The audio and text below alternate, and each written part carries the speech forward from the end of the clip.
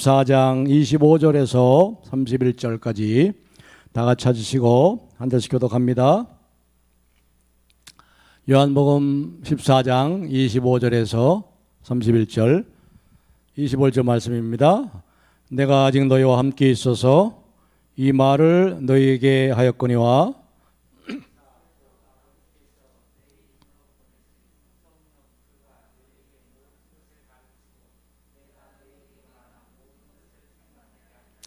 평안을 너에게 끼치노니 곧 나의 평안을 너에게 주더라. 내가 너에게 주는 것은 세상이 주는 것과 같지 아니하니라. 너희는 마음에 근심하지도 말고 두려워하지도 말라.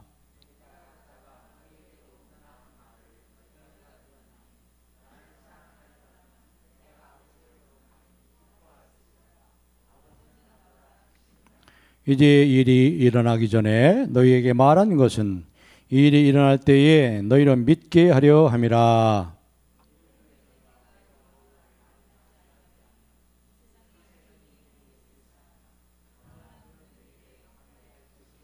다 같이요. 오직 내가 아버지를 사랑한 것과 아버지께서 명하신 대로 행하는 것을 세상이 알게 하려 함이로라. 일어나라 여기를 떠나자 하시니라. 아멘.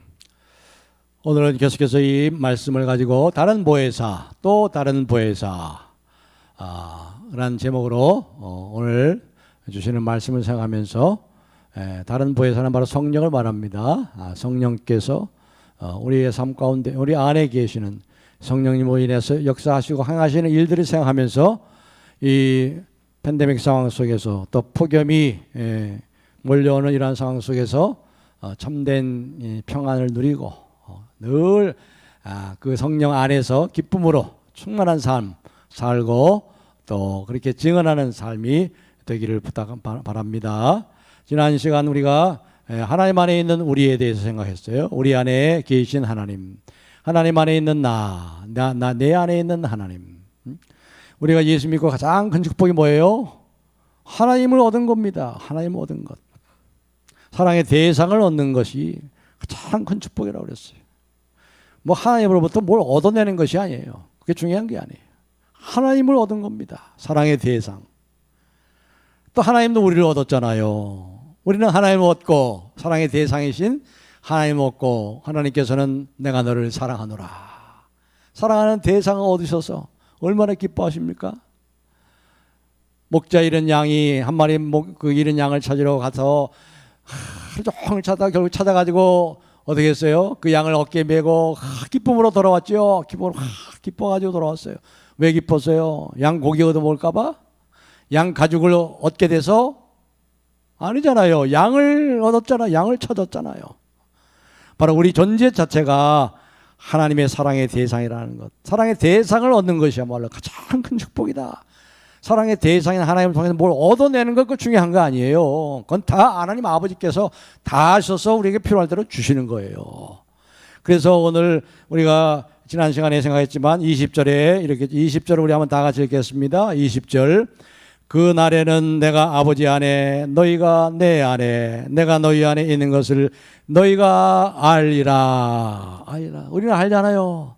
우리 아버지 안에 있잖아요. 성령으로 성령이 그리스도의 영이 주님이 내 안에 계시고 우리 안에 이 가운데 계시고 우리의 예배를 받으시고 우리에게 말씀하시고 우리의 삶의 순간순간 어디서든지 언제나 함께 하시고 우리를 그 오른팔로 붙잡아 주시고 우리의 모든 피를 채우시고 우리를 위로하시고 격려하시고 우리가 쓰러질 때 우리를 일으켜 세우시는 그 내 안에 계신 하나님, 우리 안에 계신 하나님을 우리가 늘 경험해서 하는 이것이야말로 가장 큰 축복, 이게 구원이란 말이지, 구원. 근데 그것이 오늘은 이제 다른 보혜사라는 말씀을 통해서 더 구체적으로 어떻게 이것이 가능한지, 어떻게 이것이 우리에게 오늘날 일어나고 있는지 하는 것을 오늘 또 다른 보혜사라는 제목을 가지고 오늘 말씀을 드리도록 하겠습니다.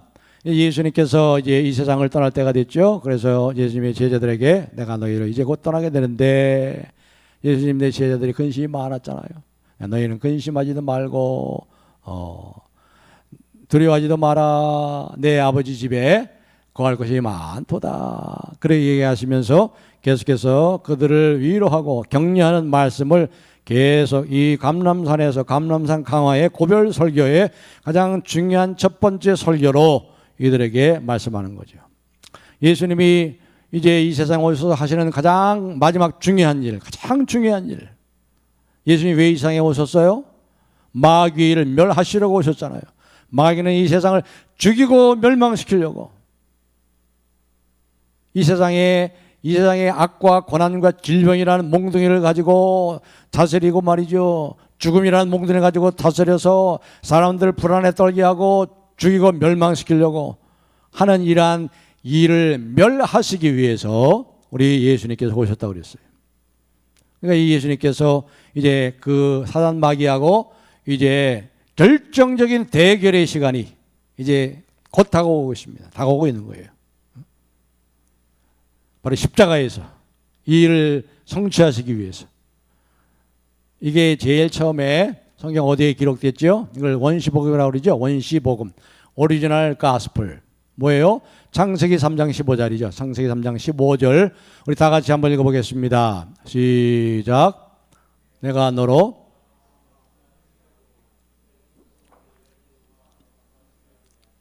여자의 후손은 내 머리를 상하게 할 것이요 너는 그의 발꿈치를 상하게 될 것이라 하시고 이렇게 말씀하셨어요. 바로 이게 원시복음이에요. 가장 오리지널 복음입니다. 여자의 후손이 누구? 여자의 후손? 예수님을 말하는 거죠. 예수님은 남자의 후손이 아니잖아. 여자의 후손. 남자 없이 여자의 후손. 동정녀의 성령으로 잉태됐기 때문에 여자의 후손이죠. 단수로 돼 있죠. 여자의 후손 예수 그리스도께서 내 머리를 사단 마귀의 머리를 깨트린단 말이에요. 치명적으로 이 마지막 결정적으로 이 마귀를 멸하시기 위해서 그 일을 하시는 거죠.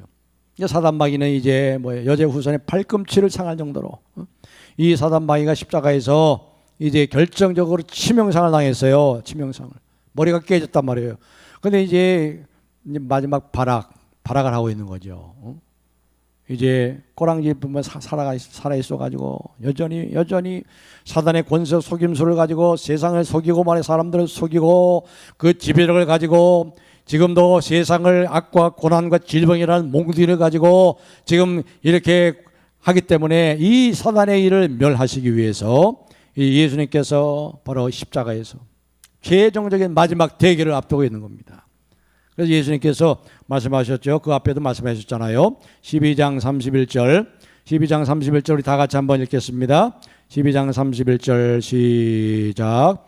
이제 이 세상에 대한 심판이 이르렀으니 이 세상의 임금이 쫓겨나리라. 이 세상에 심판이 일어났단 말이에요. 이 세상의 임금이 누구예요? 악한 사단 마귀예요. 아담과 사단 원래 하나님이 아닙니까? 이 세상의 왕은 하나님이신데 지가 왕 노릇하고 있단 말이에요. 남의 땅에 와서 지 땅이라고 우기고 말이에요. 왕 노릇하고 있는 이 세상의 가짜 임금 왕을 쫓겨나리라. 내가 그 다음에 32절에 내가 땅에서 들리면 모든 사람을 내게로 이끌겠노라. 여기 들린다는 게 뭐예요? 땅에서 들리는 게 십자가에 들리시잖아요. 십자가에 높이 들리고. 그리고 그것만 얘기하는 것이 아니죠. 부활하시고 하늘로 올려오심을 받아 들리는 거 아닙니까? 이게 승천하는 거예요. 그러니까 십자가에 달리신 일이나 부활하시고 하늘로 승천하시고 올라가신 일이나 그 외에는 한결같이 땅에서 들리는 일이란 말이에요. 이게 들리는 일이에요. 결국 뭘 할 수 있어요? 십자가의 고난이 뭐예요? 이게 영광이라 말이에요. 이게 들리는 거란 말이에요. 우리가 주님과 복을 위해서 고난받고 십자가를 지고 십자가의 고난에 참여하는 이것이 영광이라 말이에요. 영광.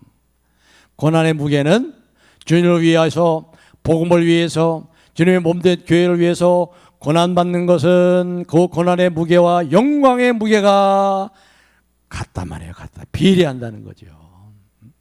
그런 사람은 하나님은 영화롭게 하신단 말이죠. 예수님을 영화롭게 하셨잖아요. 모든 사람 위에 뛰어난 이름을 주사 모든 무릎으로 그발 앞에 꿇고 그를 주라 고백하고 경배하고 있잖아요. 그렇습니다. 십자가에 달리신 일과 그리고 부활하시고 하늘로 승천하여 올리신 이 모든 것, 이게 다 들리신 일입니다. 이것은 모든 사람들을 이제 자기에게로 이끌도록 하시기 위해서. 그리고 그렇게 말씀하시면서 예수님께서는 이제 십자가 그 너머에, 들리심 너머에, 부활 승천 이후 너머에 있을 아주 중요한 일에 대해서 지금 말씀하시는 거예요. 그 사건이 뭡니까? 그 사건이 여기서 이렇게 말씀하죠. 14장 16절 한번 보겠습니다. 14장 16절 다 같이 보겠습니다. 시작. 내가 아버지께 구하겠으니 그가 또 다른 보혜사를 너에게 주사 영원토록 너희와 함께 있게 하리라. 다른 보혜사. 다른 보혜사 성령을 보내주셔서, 성령은 다른 말로 하면 다른 보혜사라 이 말이에요. 다른 보혜사. 다시 말해 그리스도의 영이라 이 말이에요. 그리스도의 영. 그리스도의 영이란 거죠. 그 영을 너에게 보여주사 어떻게 하시려고요? 영원토록 너희와 함께 있게 하시리라. 주님 떠나시지만 내가 떠나는 것이 너에게 유익이라. 내가 떠나지 않으면 다른 보혜사가 오지 않으셔. 다른 보혜사가 오지 않으시면 너희들은 그와 같이 버림을 당하게 돼.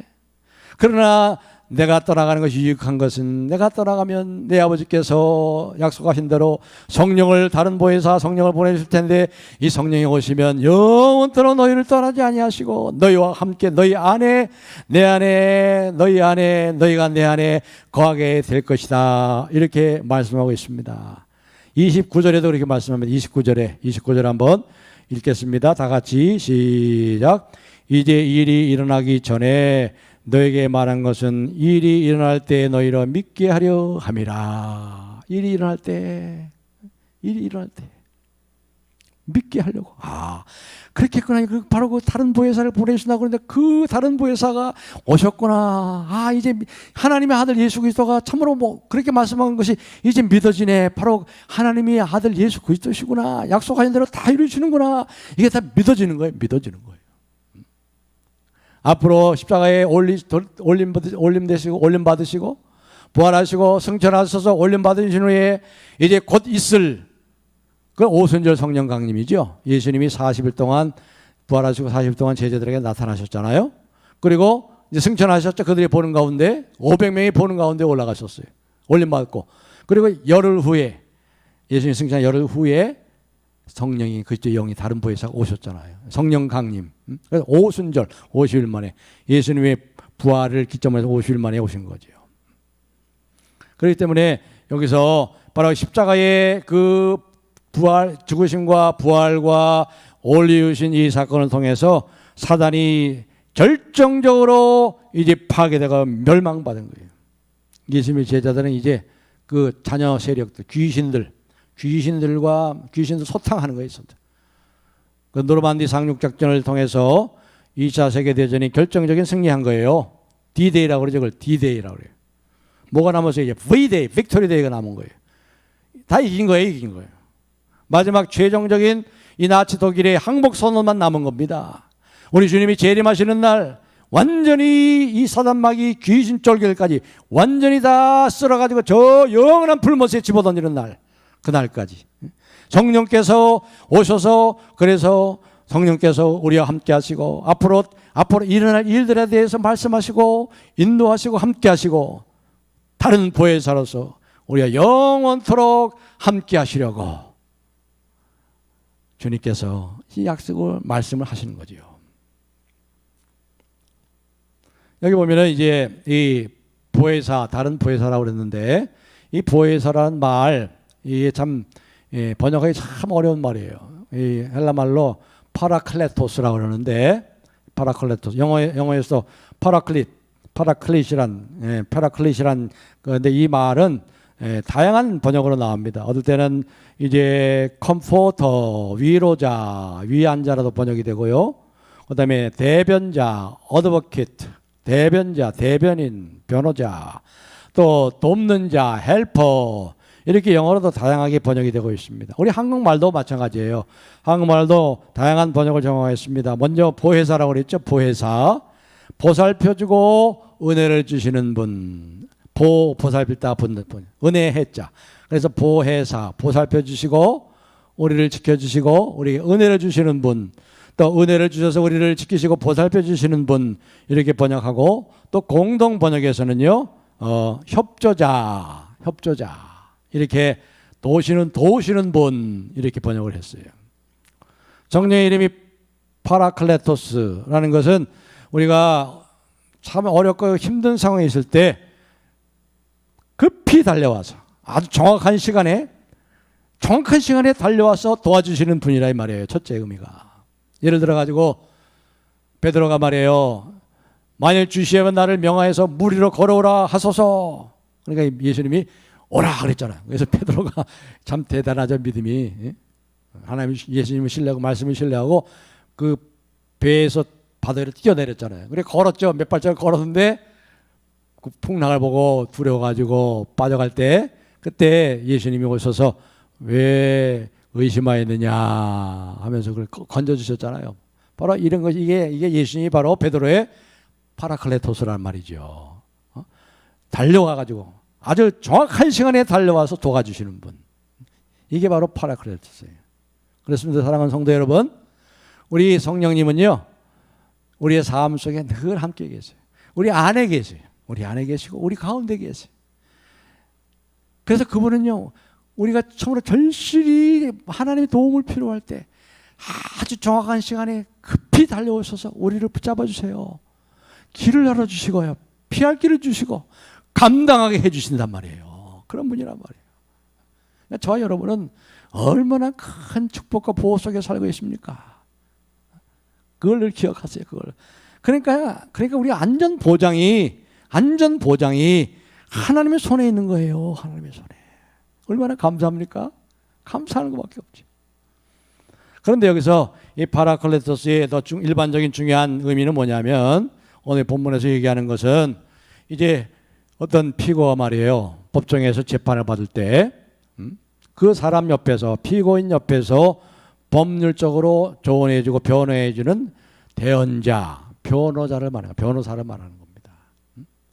법률 고문, 변호인, 대리인, 대언자, 변호사. 그러니까 예수님은 이 성령님은 이렇게 우리 여와 여러분 제자들의 변호인이 되셔서 상담인이 되셔서 도와주시고 변호해 준다는 거죠. 결국 이 말은 무엇을 전제로 하고 있는 말입니까? 변호인이 있다는 것은 예수님이 변호사고 성령이 또 다른 변호인이요 대언이라는 말은 뭘 전제로 하고 있다는 거예요? 우리가 법정에 서 있다는 피고란 말이에요. 우리가 법정에 서 있는 피고란 말이에요. 하늘의 법정, 의로우신 재판장 앞에 죄인이란 말이에요. 죄인이란 말이죠. 정의의 재판정이 있다는 거예요. 정의의 재판정. 이 세상 재판정과 다른 정치 세력에 대해서 흔들리거나 어떤 뇌물에 흔들리거나 하는 것이 아니라 의로우시고 영원하신 정의의 재판정, 의로우신 재판장이 계신 그 재판장 안에 우리가 모두 다 피고인으로서 그 심판대 앞에 있다는 거예요. 모든 사람이 죄를 범하였음에 죄값은 사망이요. 하나님의 법정에 설 수밖에 없는 하나님의 진노 아래에 있는 죄인들, 이게 바로 모든 인간의 딜레마요. 이게 모든 인간의 운명이라 이 말이에요. 그렇기 때문에 우리에게 뭐가 필요해요? 그 의로우신 재판장이신 하나님 앞에 완벽한 대언자가 필요한 겁니다. 어떤 대언자가 필요할까요? 말을 잘하고 유창하게 하고 방청석과 재판장을 감동시키는 그러한 변호자가 아닙니다. 그러한 대언자가 필요한 것이 그 정도의 대언자가 필요한 게 아니에요. 어떤 대언자가 필요할까요? 피고의 무죄를 입증할 증거를 가지고 있는 대언자가 필요한 거예요. 그렇죠? 그래서 사도 요한이 말이죠. 이 요한복음을 기록한 사도 요한이 요한 1서 2장 1절 2절에서 이렇게 말씀합니다. 우리 다 같이 한번 읽어보겠습니다. 시작. 나의 자녀들아,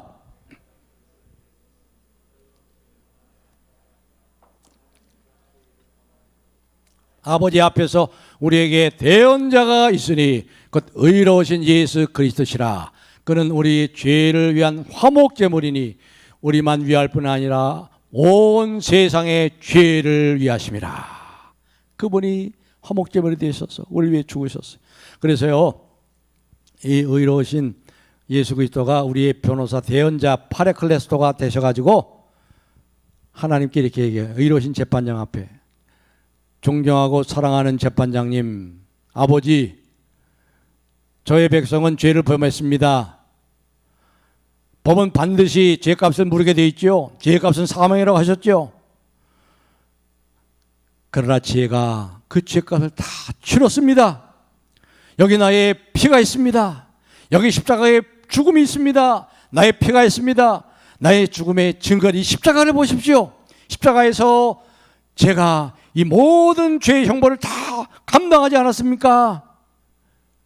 이제는 누구라도 같은 죄에 대해서 두 번 죄값을 요구한다면 의롭지 못한 것이 아닙니까?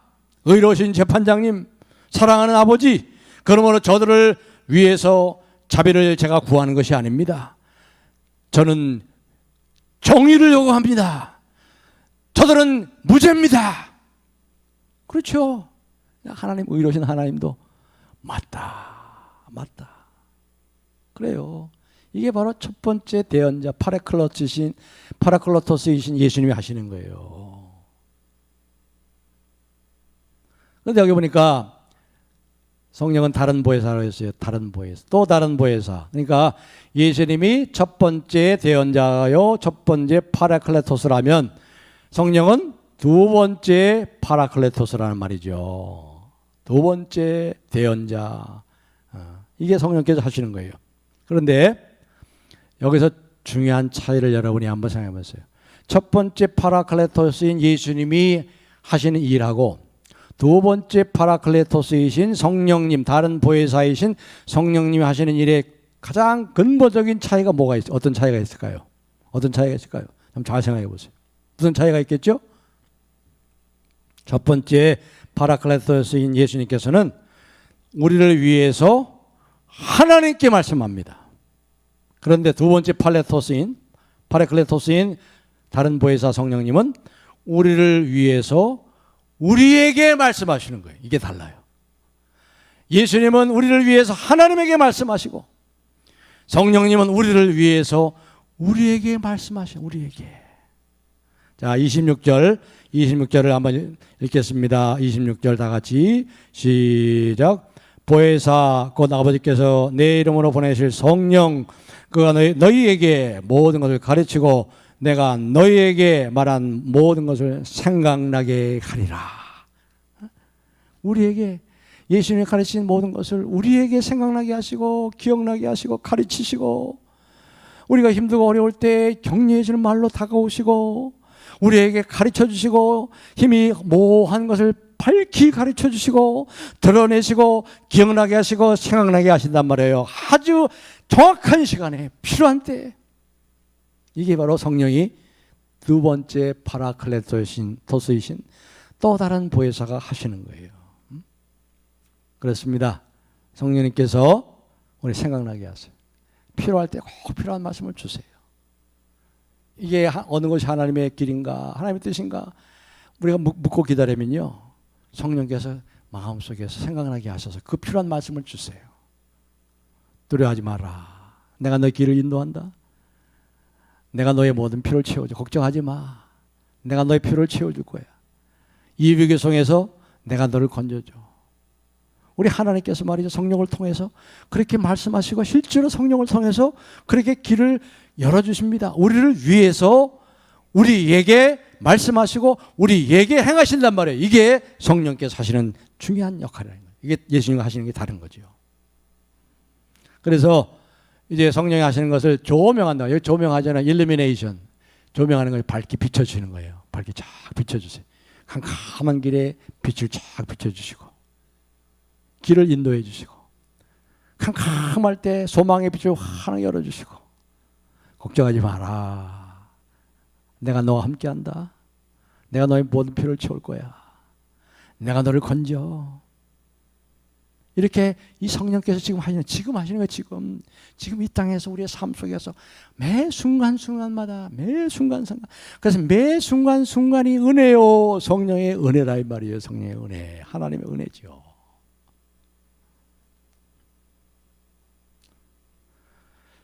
십자가에 달리기 전에 이 다락방에서 이 마지막 고별 설교를 듣는 이 제자들은 아무것도 몰라요. 지금 아무것도 몰라. 어디로 가시는지 우리가 알지 못하는데 우리가 어떻게 주님을 따라가겠습니까? 그렇죠. 어디로 가는지 몰라요. 예수님이 죽으러 간 건 몰라. 내 죽는 것도 몰라, 이 제자들은. 그러니까 죽을 때 다 도망가. 다 도망가 버려. 그렇기 때문에 예수님께서 이렇게 말씀하시잖아요. 20절 제가 다시 한번 읽겠습니다. 29절 제가 다시 읽습니다. 이제 일이 일어나기 전에 너에게 말하는 것은 일이 일어날 때 너희로 믿게 하려 함이라. 지금은 일이 일어나도 아무도 몰라. 무슨 일인지 몰라.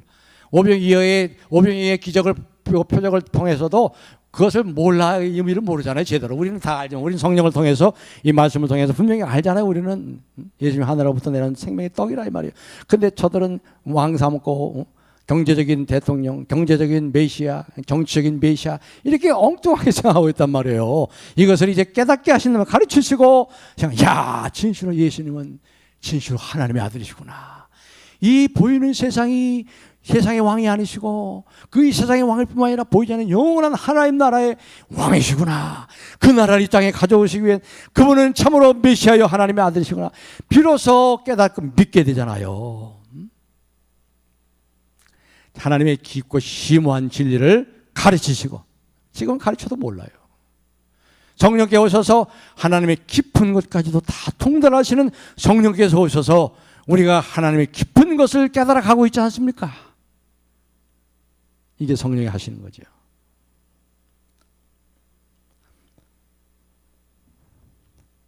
그래서 로마서 8장 16절에 이렇게 말씀하고 있습니다. 로마서 8장 16절을 우리 다 같이 한번 읽겠습니다. 시작.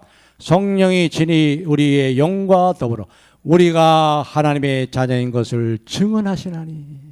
성령이 우리의 영과 더불어서 우리를 위해서 우리에게 말씀하셔요. 너는 하나님의 자녀야. 누가 뭐래도, 누가 너를 조롱해도, 누가 너를 반대해도 너는 하나님의 사랑받는 자녀란다. 걱정 마라. 하나님이 네 편이시야. 네 편이시단 말이야. 걱정하지 마. 내가 너를 도와줄 거야. 너는 내 사랑하는 아들이야. 너는 내 사랑하는 딸이란다. 이렇게 성령이 지금 우리를 위해서 말씀하시잖아요. 마틴 루터가 그랬죠. 마틴 루터가 종교개혁을 일으키고 얼마나 위협과 말이죠. 협박과 그걸 당연히 몰라요. 죽음의 위협을 느낍니다. 이 교황청의 그 엄청난 권세. 지금이라도 네가 번복하면 살려주겠다. 그래서 도망가잖아요. 독일 어느 큰 성으로 도망갔죠. 거기서 이제 신약성경을 번역했잖아요. 38일 동안 번역했어요. 신약성경을 하루 종일 번역해가지고 신약성경 전체를 독일어로 번역해서 셀러에서 그렇게 도망갔잖아요. 얼마나 괴롭힙니까? 사단 마귀가 와서 그냥 고자질하고 참수하고 네가 그렇게 죄를 많이 있는 네가 뭐 정치 계획을 일으켜? 그럴 때 뭐라 그랬죠? 이 루터가 뭐라고 대답했어요? 나는 적어도 세례 받았다. 나는 적어도 예수님의 보배로운 피로 죄 씻음 받았다. 성령께서 그 안에 확신을 주시니까 의인은 이 믿음으로 사는 것이다. 그렇게 외쳤잖아요. 그렇습니다. 그러니까 여러분 예수님의 제자들도 너희가 잡혀가서 복음을 위해서 나를 위해 잡혀가서 법정에 설 때 뭘 말할까 걱정하지 마라. 그때 성령께서 너희가 말할 말을 너희 입에 넣어주리라 그랬어요. 생각나게 해준단 말이에요. 이렇게 우리가 성령의 보호하심을 받고 있다는 거죠. 그래서 여기 두 번째로 생각한 것은요, 성령은 우리의 두 번째 대안자일 뿐만 아니라 우리의 위로자요, 보호자요, 컴포터 함께 계시면서 우리를 격려하시고 힘주시고 굳세게 하시고 이 진리의 말씀을 담대하게 세상에 나가서 전할 수 있도록 역사하신다 이 말이죠. 그래서 18절에 그렇게 말씀하지요. 18절 말씀을 우리 다 같이 한번 읽어보겠습니다. 시작. 내가 너희를 고아와 같이 버려두지 아니하고 너희에게로 오리라. 여러분 고아, 세상 불쌍히 고아예요. 지금 이 시대도 세상 불쌍히 고아. 어릴 때부터 버림 어머니 아버지에게 버림당했어. 구약 시대는 말할 것도 없죠. 그래서 하나님 고아의 아버지요, 과부의 남편이라고. 시편 68편 5절에 그랬잖아요. 나는 고아의 아버지라, 나는 과부의 남편이라. 이들은 보호자가 없어요. 보호자가 없단 말이에요. 그래서 성경에서 고아와 과부라고 할 때는 많은 핍박과 위협의 현장에서 기댈 것이 없는, 의지할 것 없는 사람들 가르쳐 고아와 과부예요. 그런데 앞으로 누가 고아처럼 취급당할 거예요? 제자들이. 그렇잖아요. 이제 내가 너희를 고아처럼 버리지 않겠다. 너희들이 고아처럼 취급당할 거야. 이제 나 때문에, 복음 때문에 세상에서 조롱을 당하고 핍박을 당하고 얼마나 많은 핍박을 당했습니까? 로마 시대에 10대 박해 중에 얼마나 죽임을 당합니까? 지금도 예수 믿는 사람들 별로 안 좋아하잖아요.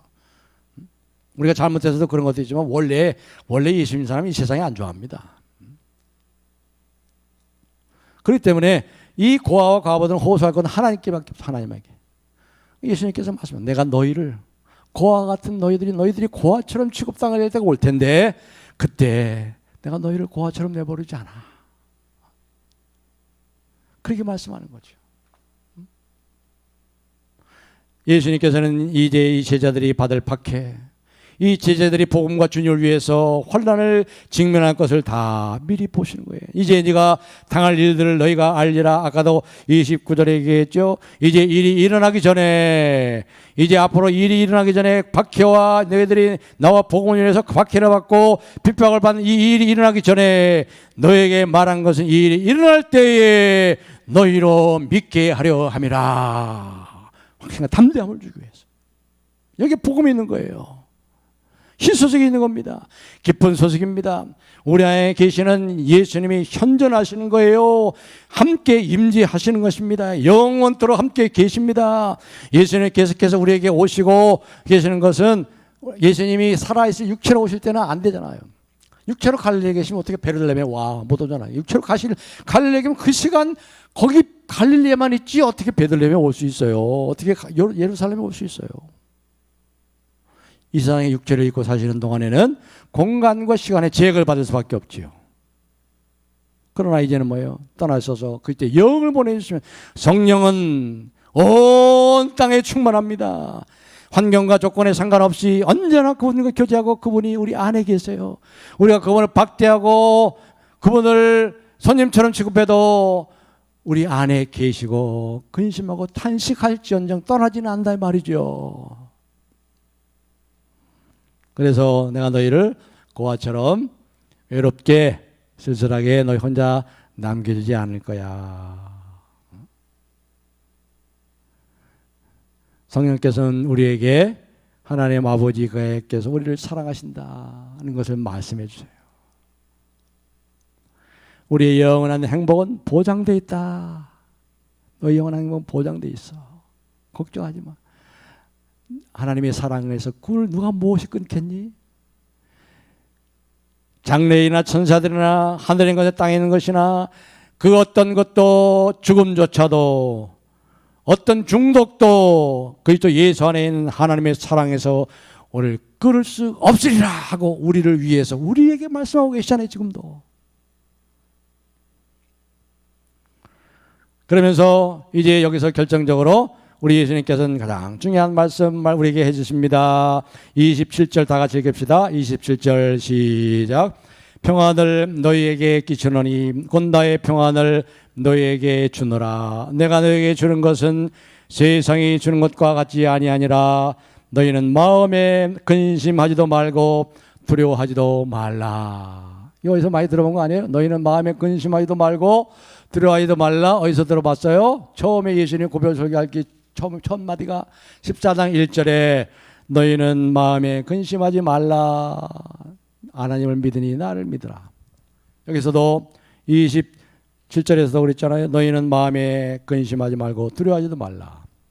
이게 이제 성경의 성경 저자들의 기법입니다. 이게 수미쌍관법이라고 그래요. 수미쌍관. 수미 처음과 끝을 이제 같은 언어나 같은 이제 문기로 이렇게 표현하면서 그렇게 감싸는 거예요. 서로 소리 삼고. 그래서 그것을 강조하면서 중요한 말씀. 평안을 너에게 끼치노니. 이 말씀하시는 거, 이 말씀이 가장 중요해요. 평안을 너에게 끼치노니 곧 나의 평안을 너에게 주노라. 내가 너에게 주는 것은 세상이 주는 것과 같지 아니하니 너희는 마음에 들어하지도 말고 마음에 근심하지 말라. 이걸 영어로는 인크루시오라고 그래요. 인크루시오. 수미상관법 혹은 수미상관법이라고 해요. 여러분 세상이 주는 거는요. 세상에 평안이 있어요. 아이고 요즘에 이 뉴스를 보면요. 막 속에서 탄식이야 탄식. 와, 뭐 사람 죽이는 거는 왜 이거 뭐 요즘 뭐 그냥 자기 자식들을 죽이고 뭐 아유 뭐 이건 뭐 이 지옥이 지옥. 이 세상에 무슨 평안이 있어요? 이런 세상에 무슨 소망이 있어요? 팬데믹 이 델타 바이러스 때문에 난리법석이죠. 100년 만에 홍수가 와가지고 저 제일 독일에서 서부 유럽에서 제일 잘 사는 부강한 독일과 벨기에 그렇게 하는 거 뭐예요? 그 어떻게 또 제일 잘 사는 독일과 벨기에가 또 그렇게 됐는지 말이죠. 이 세상에 평화 없어요. 평화 없어. 세상이 줄 수 있는 평화는 일이 잘 풀릴 때, 돈이 잘 굴러 들어오고 말이죠. 좋은 일이 생기고 배가 부르고 등 따질 때, 이럴 때 평안하다 그러지. 그러나 이 주님이 주는 것, 내가 주는 것은 세상이 주는 것 같지 아니야. 지금 나의 형편과 상관없이 주시는 평안이란 말이에요. 여러분 그 평안을 지금 누리고 사세요? 성령 안에서 사세요? 이제 한 가지 얘기하고 마치겠습니다. 찬송가 413장 있죠? 내 평생에 가는 길 순탄하여 내 영혼 평안해. 내 영혼 평안해. It is well with my soul. It is well with my soul. 내 영혼 평안해. 이 찬송은 어떻게 해서 나온지 아세요? 호레이 스페포드라는 사람이 있습니다. 호레이 스페포드. 이번엔 1860년대 시카고에 법률 회사를 차리고 크게 성공했던, 사업을 크게 이뤘던 분이에요. 그런데 43세 되전 1871년에 부동산 투자를 해서 많은 부동산을 탔는데 시카고에 대화재가 일어났어요. 그때 시카고 대화재, 아주 유명한 화재예요. 다 타버렸어요. 그러니까 전 재산을 다 잃어버리다고 싶어요. 그런 와중에 또 큰아들을 잃어버렸어요. 일남 4년대 큰아들이 급성 피부 질환으로 인해서 갑자기 세상을 떠났어요. 어린 아들이. 근데 이분이 그 당시에 유명한 전도자가 있었죠. 미국의 유럽에 했던 D.L. 무디 아시죠? D.L. 무디. 그 전도자의 친구이기도 하면서 아주 독실한 그리스도인이에요. 특별히 그 부인이 그랬어요. 그 부인. 그래가지고 1973년도 11월 15일 날 이제 D.L. 무디가 유럽에서 전도 집회를 합니다. 유럽의 큰 부흥을 합니다. 그래서 이 D.L. 무디와 합류하고 또 이제 좀 이 힘들고 어려운 상황이 있으니까 좀 쉬러 가기 위해서 유럽으로 이제 아내와 네 딸을 데리고 그렇게 가기로 했어요. 여행을 떠납니다. 1973년 11월 15일. 그래서 프랑스 여객선에 이제 타고 뉴욕항을 떠나서 이제 프랑스로 이제 출발합니다. 배가 잘 갑니다. 한 일주일 정도 지나서 거의 도착할 때쯤 1973년 11월 20일 새벽 2시에 다 곤히 잠드는데 배가 큰 사고를 당해요. 영국의 철갑선과 정면 충돌하는 거예요. 그 배가 다 222명의 그 선객들이 다 배와 함께 가라앉았어요. 몇 사람 살지 못했습니다. 그 중에 그 부인만 간신히 구명보트에 의지해서 살아나고 4명의 짤들도 다 죽었어요. 얼마나 기가 막힙니까 이게. 그래서 그 아내가 이제 프랑스에 도착해서 급히 남편에게 전보를 붙였어요. 혼자만 살아났음. Saved alone. 혼자만 살아났음. 기가 막히죠. 그래서 그 아내가 걱정을 하게 돼서 아내를 위해서 이제 아내를 만나기 위해서 급히 이제 배를 타고 갑니다. 배를 타고 가다가 그 배가 부딪혀 침몰한 거기에 도착한 바로 여기가 그걸 알고 얼마나 가슴이 찢어지는지 막 울부짖으면서 통곡하면서 선실로 다시 들어가는 거예요. 그 자기 선실에서 하염없이 울면서 하나님께 하소연하고 부르짖습니다. 내 영혼 이 얼마나 괴로운지 하나님 어찌 내 아들 데려가시니 내 딸까지 다 데려가시고 이 많은 생명이 이 대서양에 다 이렇게 죽도록 이게 웬일입니까? 하나님 앞에 막 하소연하고 부르짖고 탄식하고 돌아가요. 밤새도록 그러는 거예요. 그런 가운데 새벽녘에 말할 수 없는 형이 할 수 없는 마음 깊은 곳에서부터 형언할 수 없는 큰 평안이 솟아나기 시작하는 거예요. 솟구쳐 오르신 거예요. 내 영혼 평안해. It is well with my soul. 막 적은 거예요. 내 평생에 가는 길 순탄하여 무서운 강 같든지 조막인 우리를 삼키려고 입 벌리고 달려와도 내 지은 죄 주홍빛같이 불더라도 주 예수께 닿으려면 저 공중에 구름이 일어나서 큰 나팔이 울려날 때 주 예수 오셔서 세상을 심판해도 내 영혼은 겁없으리. 내 영혼 평안해. 내 영혼 평안해.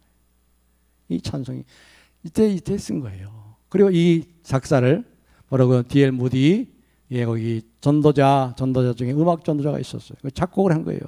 그래서 탄생한 책 찬송가 413장입니다. 사랑하는 성도 여러분, 너희는 마음에 근심하지 말라. 하나님 믿으니 또 나를 믿으라. 내가 내 아버지 집에 거할 것이 많도다. 평안을 너희에게 끼치노니 곧 나의 평안을 너희에게 주노라. 내가 주는 것은 세상이 주는 것 같지 아니하니 너희는 마음에 근심하지도 말고 두려워하지도 말라. 이 주님이 주시는 내주하시는 우리 안에 거하시는 우리의 삶 속에 늘 함께 하시는 성령으로 인하여서 늘 기뻐하고 만족함으로 간 찬송하며 예배하며 인생의 길을 끝까지 믿음으로 달려가는 우리 모두가 되기를 주님의 이름으로 축복합니다. 할렐루야. 하나님 감사 찬송합니다. 참으로 풍파 이른 세상입니다. 폭풍우가 참으로 몰아치는 이러한 참으로 지옥 같은 세상을 저희들이 살고 있습니다. 그러나 하나님께서 그 아들을 통해 이 땅에 천국을 가져오시고 또 성령을 보내주셔서 우리 가운데 거하셔서 세상에 줄 수 없는 참된 평안을 누리며 살며 살 수 있는 참으로 주님의 귀한 사랑하는 자녀 삼아주심을 감사 찬송합니다. 사랑하는 우리 서울남북에 속한 모든 성도들이 주의 사랑의 음성을 듣고 성령의 인도하심을 따라 성령의 다스림을 받아서 의와 평강과 희락에 충만한 참으로 평안과 이 샬롬의 삶을 살아 누리고 증언하는 주님의 귀한 자녀들이 다 되도록 주의 은혜로 충만케 하시고 우리 주님 홀로 영광 받으시옵소서. 예수님의 이름으로 기도하옵나이다. 아멘.